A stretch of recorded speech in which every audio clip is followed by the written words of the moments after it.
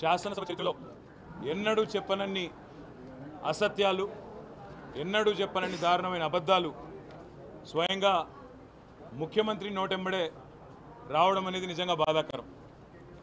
కాకపోతే ఒకటి మాత్రం ఇవాళ తేటతెల్లం అయిపోయింది. ముఖ్యమంత్రి రేవంత్ రెడ్డి ఈరోజు ఒక కన్ఫెషన్ స్టేట్మెంట్ ఇచ్చిండు. ఒక కన్ఫెషన్ స్టేట్మెంట్ ఇచ్చి అప్రూవర్ అయిపోయిండు. ఏమని?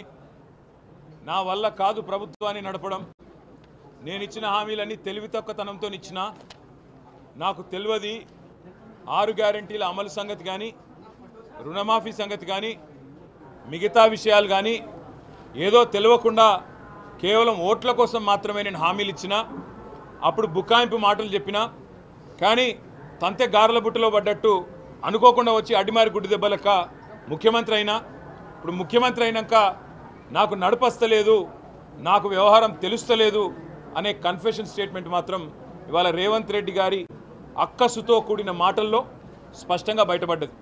ఆయన చెప్తున్నాడు, మేము అడిగినాం, స్ట్రైట్గా అడిగినాం, 49,500 కోట్ల రూపాయలు అన్నారు కదా స్టేట్ లెవెల్ బ్యాంకర్స్ కమిటీ మీటింగ్లో రుణమాఫీ, మరి 49,500 40,000 ఎట్లయింది ముఖ్యమంత్రి గారు? నువ్వే చెప్పినావు 40,000 కోట్ల రూపాయలు ఏముందయ్యా, ఒక సంవత్సరం కడుపు కట్టుకుంటే చేసేస్తారు రుణమాఫీ అన్నావు, ఎందుకు చేయలేదని అడిగినాం. సమాధానం లేదు. 49,500 40,000 ఎట్లయింది? 40,000 మళ్ళీ క్యాబినెట్ కాడికి వచ్చే వరకు 31 ఎట్లయింది? 31,000 కోట్లు మళ్ళీ శాసనసభలో బడ్జెట్ ప్రవేశపెట్టే టైంకు 26,000 కోట్లు ఎట్లయింది? ఇవాళ ఆఖరికి 20,000 కోట్లు ఇచ్చి చేతులు దులుపుకొని సిగ్గు లేకుండా 100% రుణమాఫీ అయిందని చెప్తున్నావు, సిగ్గులేదా అని అడిగినాం. దానికి కూడా కన్ఫెషన్ స్టేట్మెంట్ ఏంటంటే, గతంలో ఇది ఉండే, అల్లం ఉండే, బెల్లం ఉండే, అది ఇది అనేదో తిమ్మిని తిమ్మిని చేసి మసిగూసి మారేడుకాయ చేసి రాష్ట్ర వ్యాప్తంగా చూస్తున్న రైతులందరికీ మాత్రం స్పష్టంగా అర్థమైంది ఈ ముఖ్యమంత్రి యొక్క డొల్ల నీతి, డొల్ల మాటలు, రైతు రుణమాఫీ విషయంలో వీళ్ళు చేసిన ప్రచారం అంతా కూడా ఉత్తదే అని చెప్పి ఇలా వాళ్ళ ఎమ్మెల్యేలే తేల్చేసింది. పాపం వాళ్ళ ఎమ్మెల్యేలకు ఏదో ట్రైనింగ్ ఇచ్చారట మొన్న 2 రోజులు. పాపం అబద్ధాలు చెప్పే ట్రైనింగ్ మాత్రం చక్కగా ఇచ్చినట్లేరు. అందుకే ఒక ఎమ్మెల్యేలేసేమో మా దగ్గర 70% అయిపోయింది అన్నాడు, ఇంకొక ఎమ్మెల్యేనేమో 70% కాకపోతే నేను అర్జెంటుగా రాజీనామా చేస్తాను ఎగురుతున్నాడు. వాస్తవం ఏంటంటే ముఖ్యమంత్రి ఏమో 100% అంటున్నాడు, ఎమ్మెల్యేలు పాపం సగమే నిజం చెప్తున్నారు, 70% అని చెప్తున్నారు. కానీ ఏ గ్రామంలో కూడా ఈరోజు వాస్తవం ఏంటి అంటే 25-30% మించి ఎక్కడ రుణమాఫీ జరగలేదు. ఇది వాస్తవం. అందుకే నేను సవాల్ చేసిన, నీ సొంత ఊరు కొండారెడ్డి పల్లె పోదామా, నీ సొంత నియోజకవర్గం కొడంగల్ పోదామా, రుణమాఫీ కాలేదు, ఇది అక్షర సత్యం. ఎస్ఎల్బీసీలో 49,500 కోట్ల రూపాయలు అని అక్కడ చెప్పి ఇవాళ 20,000 కోట్లు అని చెప్పి బయట చెప్పి డిపాజిట్ చేసింది మాత్రం ఇప్పటికీ 12-13 వేల కోట్ల రూపాయలు కూడా రైతుల ఖాతాల్లో పడలేదు. ఇది వాస్తవం అని మేము ఇవాళ శాసనసభ వేదికగా రుజువు చేయగలిగినాం.